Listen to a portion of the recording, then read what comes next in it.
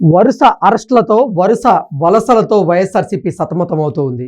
వైఎస్ఆర్సీపీ ప్రభుత్వ హయాంలో జగన్మోహన్ రెడ్డి ముఖ్యమంత్రిగా ఉన్నటువంటి సమయంలో అధికారాన్ని అడ్డం పెట్టుకొని వైకాపా నాయకులు వారు ఆక్రమించుకున్నటువంటి ప్రభుత్వ భూములు ఏవైతే ఉన్నాయో వాటిని ఇప్పుడు రెవెన్యూ అధికారులు స్వాధీనం చేసుకుంటూ ఉన్నారు.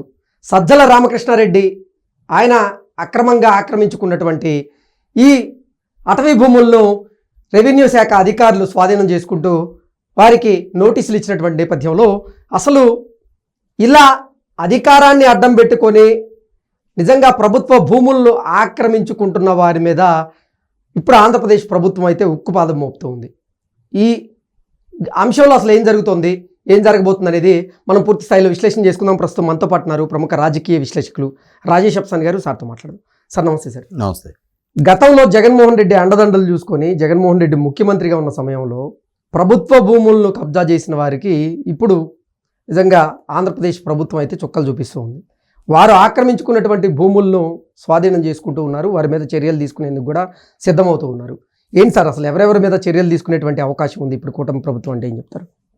ఇప్పుడు వాస్తవంగా 5 సంవత్సరాలు జగన్మోహన్ రెడ్డి గారి పరిపాలనా హయాంలో ఆ ప్రభుత్వంలో కీలక స్థానాల్లో పనిచేసిన చాలామంది, నాటి రెవెన్యూ మినిస్టర్ ధర్మాన ప్రసాదరావు గారి నుంచి మొదలుపెట్టి నాటి అటవీ శాఖ మంత్రి, మైనింగ్ అండ్ అటవీ శాఖ మంత్రి పెద్దిరెడ్డి రామచంద్రారెడ్డి గారి దగ్గర నుంచి మొదలుపెట్టి ప్రభుత్వ ప్రధాన సలహాదారు సజ్జల రామకృష్ణారెడ్డి వరకు వారికి అవకాశం దొరికిన ప్రతి చోట భూ ఆక్రమణలకు పాల్పడ్డారు. ఇన్ఫ్యాక్ట్ ఇంకా మాట్లాడుకుంటే నాటి ప్రభుత్వం ద్వారా తీసుకొచ్చిన 596 జీవో అంటే 20 సంవత్సరాల కాలపరిమితి దాటిన అసైన్మెంట్ ల్యాండ్ ఓనర్లకి ఫ్రీహోల్డ్ సర్టిఫికెట్ ఇచ్చి వాళ్ళు వారికి చెందిన భూమిని విక్రయించుకునే హక్కు కల్పిస్తూ తీసుకొచ్చిన జీవోని, ఆ జీవోని అడ్డం పెట్టుకొని రాష్ట్ర వ్యాప్తంగా ఆ కొద్ది కాలంలోనే 13 లక్షల ఎకరాలకు పైగా ఫ్రీహోల్డ్ సర్టిఫికెట్లు ఇష్యూ చేశారు. అందులో 5,76,000 ఎకరాలకి అసలు ఎలిజిబిలిటీ క్రైటీరియా లేకుండా ఫ్రీహోల్డ్ సర్టిఫికెట్లు ఇచ్చారు. అందులో 25,000 ఎకరాలు రిజిస్ట్రేషన్ అయినాయి. అందులో 8,000 ఎకరాలు ఇల్లీగల్ రిజిస్ట్రేషన్ అయినాయి అని చెప్పని ప్రభుత్వం జరిపిన రెవెన్యూ విచారణలో తేలింది. అదే సందర్భంలో నాడు చీఫ్ సెక్రటరీగా పనిచేసిన జవహర్ రెడ్డి గారు ఆ 596 జీవో ఇష్యూ అవుతున్న సమాచారాన్ని తొక్కిపెట్టి తన కుటుంబ సభ్యుల చేత ఆ 596 జీవో వర్తించే భూములని సుమారుగా విశాఖపట్నం అవుట్స్కట్స్లోనే 1,700 ఎకరాల వరకు ఆయన కుటుంబ సభ్యుల చేత కొనుగోలు చేయించారు అని చెప్పని ఎన్నికలకు ముందు జనసేన కార్పొరేటర్ మూర్తి యాదవ్ గారు సాక్ష్యాధారాలతోటి ఆరోపణ చేయడం జరిగింది. అలాగే విశాఖపట్నంలో నాటి రెవెన్యూ మినిస్టర్గా పనిచేసిన ధర్మాన ప్రసాదరావు గారు ఆయన తన అధికారాన్ని దుర్వినియోగం చేసి 63 ఎకరాల మాజీ సైనికులకు సంబంధించిన భూముల్ని తప్పుడు మార్గంలో ఎన్ఓసీలు ఇప్పించుకొని ఆ ఎన్ఓసీలు అడ్డు పెట్టుకొని తన కుటుంబ సభ్యుల పేరిటే రిజిస్ట్రేషన్ చేసుకున్నారు. ఇవాళ 63 ఎకరాల విలువే 1,500 కోట్లు ఖరీదు చేస్తుంది. ఇటువంటి తప్పుకు పాల్పడ్డ ధర్మాన ప్రసాదరావు గారి మీద చర్యలు తీసుకోవాలి అని చెప్పని 2019కి ముందు చంద్రబాబు నాయుడు గారి ప్రభుత్వం నియమించిన సిట్టు ఆయన తప్పును నిర్ధారణ చేస్తూ చర్యలకు రికమెండ్ చేసింది. సార్ కానీ 5 ఏళ్ల జగన్మోహన్ రెడ్డి గారి పరిపాలనా హయాంలో అసలు ఆ అంశాన్ని పరిగణలోకి తీసుకోవాలి. ఇక ఇప్పుడు మనం మాట్లాడుకుంటున్న సజ్జల రామకృష్ణారెడ్డి అంశం. సజ్జల రామకృష్ణారెడ్డి గారి కుటుంబ సభ్యులకి కడప శివారులో 184 ఎకరాల ఫామ్ హౌస్ ఉంది. సార్ అంటే 184 ఎకరాల పట్టా భూములు ఉన్నాయి. ఈ పట్టా భూములకు ఆనుకొని ఉన్న సుమారుగా 11,000 ఎకరాల అటవీ భూముల్లో నుంచి అటవీ భూములు, అలాగే గాలేరు నగరి హంద్రీనివాకు సంబంధించిన ఇరిగేషన్ భూమి, కొంత అసైన్మెంట్ భూములు, వీటిని కలిపి 63 ఎకరాలు అదనంగా కబ్జా చేశారు అని చెప్పని 184 ఎకరాలు ఫామ్ హౌస్ ఉంది. సరిపోవట్లేదు అక్కడికి. వీటికి తోడు అడవులు, ఇరిగేషన్ భూములు, అసైన్మెంట్ ల్యాండ్లు, అంటే ఇక భూ దావాద్రికి అంతం ఎక్కడ? భూబకాసురుడు అయ్యారు. మరి ఇప్పుడు ఇదే సజ్జల రామకృష్ణారెడ్డి జగన్మోహన్ రెడ్డి గారి పరిపాలనా హయాంలో ఒక పక్క ప్రభుత్వం నుంచి జీతం తీసుకుంటున్న సలహాదారుడిగాను కొనసాగాడు, సైమల్టేనియస్గా వైసీపీ పార్టీ ప్రధాన కార్యదర్శిగా కొనసాగుతూ అటు వైసీపీ పార్టీ అంతర్గత వ్యవహారాల్లోనూ అతను కీలకంగా వ్యవహరించాడు. జగన్మోహన్ రెడ్డి గారి ప్రభుత్వంలోనూ అడ్మినిస్ట్రేటివ్ పరంగా తన ప్రోటోకాల్ పరిధిని దాటి మరి తన అధికారం చెలాయించాడు. సకల శాఖ మంత్రికి కూడా పేరు వచ్చింది. అదే అంటున్నా. ఇవాళ అటువంటి సజ్జల రామకృష్ణారెడ్డి అతని నేపథ్యంలో అతని అధికారాన్ని అడ్డం పెట్టుకుని వాళ్ళ కుటుంబ సభ్యులు అటవీ భూముల్ని అన్యాక్రాంతం చేసుకున్నారని నిర్ధారణ అయ్యి సార్ ప్రభుత్వం దాన్ని విచారణ జరిపి సర్వే జరిపి నిర్ధారణ చేసుకున్న తర్వాత ఇవాళ ఆ భూములు మళ్ళీ తిరిగి అటవీ శాఖకి బదిలీ చేశారు. స్వాధీనం చేసుకొని మార్కింగ్ చేసి అటవీ శాఖకు సంబంధించిన భూములు అని చెప్పని బోర్డులు పెట్టారు. అదే సందర్భంలో ఇన్ని సంవత్సరాల పాటు అటవీకి భూముల్ని ఆక్రమించుకొని అక్కడ కల్టివేట్ చేసి దాని నుంచి ఫలసాయం పొందినందుకు ఇవాళ ప్రభుత్వ పరంగా అతనికి నోటీసెస్ ఇచ్చి క్రిమినల్ కేసెస్ కూడా నమోదు చేయడానికి సిద్ధపడుతున్నట్టుగా వార్తలు వస్తున్నాయి. ఇదే పరిస్థితి పెద్దిరెడ్డి రామచంద్రారెడ్డి గారు, ఆయన అటవీ శాఖ మంత్రిగా పనిచేశారు. ఆయన చిత్తూరు జిల్లాలో పులిచెర్ల మండలం మంగళంపేట గ్రామంలో మంగళంపల్లి గ్రామం, ఆ మంగళంపల్లి గ్రామానికి సంబంధించి సర్వే నెంబర్లు 2 సర్వే నెంబర్లు, సర్వే నెంబర్ 239, 240, ఈ 2 సర్వే నెంబర్లో కలిపి 23 ఎకరాల 69 సెంట్ల పట్టాభూమి ఉంది. అడవి మధ్యలో 2 సర్వే నెంబర్లు పట్టాభూములు ఉన్నాయి. మరి అది ఎలా సాధ్యపడిందో రెవెన్యూ వాళ్ళు మరి ఆ 2 సర్వే నెంబర్లు పట్టాభూములుగా ఎలా చేశారో తెలియదు. కానీ ఆ 2 సర్వే నెంబర్ పట్టాభూములు ఉన్న నేపథ్యంలో ఆ 2 సర్వే నెంబర్ల భూమిని ఈయన కొనుగోలు చేశాడు. ఇవాళ పట్టాభూములు ఎంత ఎక్స్టెంట్ ఉంటే అంత మందం రిజిస్ట్రేషన్ జరగాలి.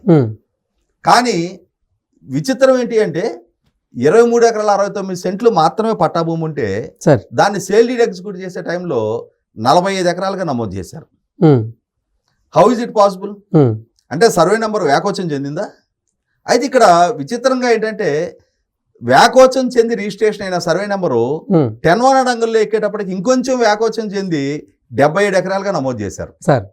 సరే 10-1 అంగులకి వ్యాకోచం చెంది 77 ఎకరాలుగా అయిన భూమి ఫిజికల్ పొజిషన్ వచ్చేటప్పటికి ఇంకొంచెం వ్యాకోచం చెంది 104 ఎకరాలకు విస్తరించింది. అంటే ఏంటి అక్కడ అసలు పట్టాభూమి 23 ఎకరాల 69 సెంట్లు ఉంటే 101 ఎకరాలు 81 ఎకరాల అటవీ భూమిని కలుపుకొని 104 ఎకరాలు అక్కడ కబ్జా పెట్టారు. దాంట్లో ఫామ్ హౌస్ నిర్మాణం చేశారు, చుట్టూ ఫెన్సింగ్ వేశారు, అక్కడ కల్టివేషన్ జరుగుతూ ఉంది. దీని గురించి ఎప్పుడైతే వార్తాపత్రికల్లో వార్తలు వచ్చినాయో ఇవాళ పెద్దిరెడ్డి రామచంద్రారెడ్డి కుటుంబం ప్రభుత్వ పరంగా చర్యలు తీసుకోవటాన్ని నియంత్రించండి అని చెప్పని కోర్టు అప్రోచ్ అయ్యారు. ఇదే పెద్దిరెడ్డి రామచంద్రారెడ్డి రీసెంట్గా తిరుపతి పట్టణంలో ఉన్న బొగ్గమఠం భూములు 3 ఎకరాల 88 సెంట్లు అతను ఆక్రమించాడు అని చెప్పని, అందులోనే ఇల్లు కట్టుకొని ప్రైవేటు రహదారులు ప్రభుత్వ ధనంతో ఏర్పాటు చేసుకున్నాడు అని చెప్పని, ఇక్కడ ఇప్పుడు మనం మాట్లాడుకుంటున్న ఈ 104 ఎకరాలకు కూడా 5 కిలోమీటర్లు బ్లాక్ టాప్ రోడ్డు ప్రభుత్వ నిధులతో వేయించుకున్నాడు. అక్కడ ఊరు లేదు, వలకాడు లేదు, కేవలం ఈయన పొలం ఉంది, ఈయన ఫామ్ హౌస్ ఉంది. దానికోసం 5 కిలోమీటర్ల ప్రభుత్వ ధనంతో రహదారులు ఏర్పాటు చేయడం అంటే ఈయన అధికారంలో ఉన్నాడు, ఈయన మంత్రి, వీళ్ళ కొడుకు ఎంపీ, వీళ్ళ తమ్ముడు ఎమ్మెల్యే, కాబట్టి ప్రభుత్వ ధనం వీళ్ళ ఇంటి అవసరాలకు వాడుకోవచ్చు అని చెప్పని టేక్ ఇట్ గ్రాంటెడ్గా ఆ రకంగా ఖర్చు పెట్టుకున్నారు. ఈ రకంగా ఖర్చు పెట్టుకున్న నేపథ్యంలో ఇప్పుడు ఆ 3 ఎకరాల 88 సెంట్లు కూడా కబ్జా జరిగిన భూమి అని చెప్పని రీసెంట్గా జరిగిన సర్వేలో నిర్ధారణ అయింది. వీటికి తోడు ఇదే పెద్దిరెడ్డి రామచంద్రారెడ్డి మీద గతంలో చాలా భూములకు సంబంధించిన లావాదేవీల మీద ఆరోపణలు వచ్చాయి. మొన్న 1 ఎకరం 35 సెంట్లకు సంబంధించి కూడా ఇతని ద్వారా ఆక్రమణకు గురైంది అని చెప్పని అక్కడ కూడా ఆ భూమిని సరిహద్దులు నిర్ణయించి ఇతని కబ్జాచార నుంచి విడిపించడం జరిగింది. అంటే 100% రాష్ట్ర వ్యాప్తంగా వైసీపీ నాయకుల చేతిలో ఇప్పుడు మనం మాట్లాడుకున్నది చాలా సింపుల్, కొద్ది మందికి సంబంధించిన ఇష్యూసే మాట్లాడుకుంటున్నాం. కానీ శ్రీకాకుళం నుంచి అనంతపూర్ జిల్లా దాకా రాష్ట్ర వ్యాప్తంగా వైసీపీ నాయకులు లక్షలాది ఎకరాల ప్రభుత్వ భూముల్ని, పోరంబోకు భూముల్ని, అసైన్మెంట్ ల్యాండ్ని అడ్డగోలుగా కబ్జా పర్వానికి తెరలేపారు. ముఖ్యంగా వారి ప్రభుత్వం ద్వారా అమల్లోకి తీసుకొచ్చిన 596 జీవో సమాచారాన్ని అసలు లబ్ధిదారులకి చేరనీయకుండా వీళ్ళ వరకు అందిన సమాచారాన్ని బేస్ చేసుకొని ఇన్సైడర్ ట్రేడింగ్కి పాల్పడి, అంటే ప్రభుత్వం నుంచి జీవో రాబోతుంది కాబట్టి ఆ భూములకు ఫ్రీ హోల్డ్ సర్టిఫికేట్ దక్కబోతుంది కాబట్టి ఆ విషయాన్ని ఆ యజమానులకు తెలియనీయకుండా వాళ్ళ దగ్గర నుంచి సేల్ అగ్రిమెంట్లు చేసుకొని, సేల్ అగ్రిమెంట్లు చేసుకున్న తర్వాత ఫ్రీ హోల్డ్ అంటే జీవో విడుదల చేసి దాన్ని బేస్ చేసుకొని ఫ్రీ హోల్డ్ సర్టిఫికేట్లు పొంది దాన్ని బేస్ చేసుకొని ఇవాళ సేల్ డీడ్ ఎగ్జిక్యూట్ చేసుకోవడానికి రంగం సిద్ధం చేసుకున్నారు. ఇటువంటి నేపథ్యంలోనే ప్రభుత్వం ఇవాళ రాష్ట్ర వ్యాప్తంగా జరిగిన ఈ అక్రమాల మొత్తాన్ని వెలికి తీసింది. ఎన్ని లక్షల ఎకరాలు, ఎంతమంది ఇన్వాల్వ్మెంట్ తోటి ఈ రకంగా అన్యాక్రాంతం చేయడానికి రంగం సిద్ధం చేసుకున్నారనేది వెలికి తీసింది. ఒక్కొక్కరి మీద చర్యలు మొదలు పెట్టారు. సజ్జల రామకృష్ణారెడ్డి, పెద్దిరెడ్డి రామచంద్రారెడ్డి మీద అటవీ చట్టాల ప్రకారం కూడా క్రిమినల్ చర్యలు తీసుకోమని చెప్పని పవన్ కళ్యాణ్ గారు ఆదేశించున్నారు. ప్రభుత్వ పరంగా కేసులు నమోదు చేస్తా ఉన్నారు. ఓకే. వారికి సహకరించిన అధికారులను కూడా బాధ్యతలు చేస్తా ఉన్నారు. ఇటువంటి నేపథ్యంలో ఖచ్చితంగా నాడు మాదే ప్రభుత్వం, మేమే సర్వం సహా అనుకున్న పెద్దిరెడ్డి రామచంద్రారెడ్డి అయినా, సజ్జల రామకృష్ణారెడ్డి అయినా, ఇటువంటి వాళ్ళందరికీ కూడా వాళ్ళు చేసిన తప్పులకి తగిన మూల్యం చెల్లించే తీరాలి. ఇంకా మాట్లాడుకుంటే సార్. జవహర్ రెడ్డికి సంబంధించిన, ధర్మాన ప్రసాదరావు గారికి ఇలాంటి వాళ్ళకి సంబంధించి ఇంకా విచారణ మొదలే పెట్టలేదు. వారి మీద ప్రభుత్వపరమైన చర్యల కోసం ఇంకా అందరూ ఆసక్తిగా ఎదురు చూస్తూ ఉన్నారు. 100% అధికార దుర్వినియోగానికి పాల్పడ్డ ఏ స్థాయి వ్యక్తులైనా, వారి కుటుంబానికి సంక్రమింపజేసుకున్న ఏ స్థాయి ఆస్తులైనా సరే ప్రభుత్వం తిరిగి స్వాధీనం చేసుకొని మళ్ళీ తిరిగి ప్రభుత్వ ఆస్తులుగా పరిగణింపబడాలి. Okay. Okay sir, thank you so much.